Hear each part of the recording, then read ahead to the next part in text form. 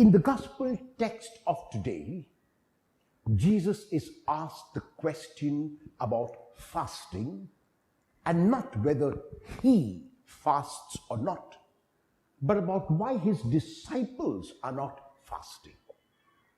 In the analogy which Jesus gives of the bridegroom, he speaks of himself as the bridegroom, and as long as he, the bridegroom, is with the disciples, they do not need to fast, because his time on earth is a time of grace.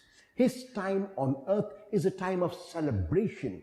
His time on earth is a time to be joyful and happy and not mournful and fast.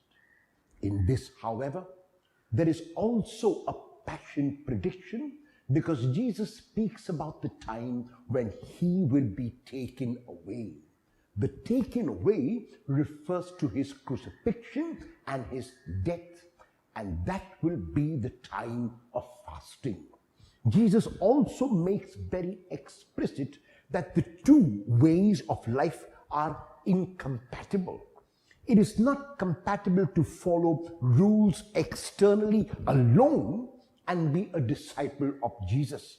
It is not enough externally alone to follow every iota and dot and letter of the law and be a disciple of Jesus. No, to be a disciple of Jesus, the rule has to be assimilated within one's heart.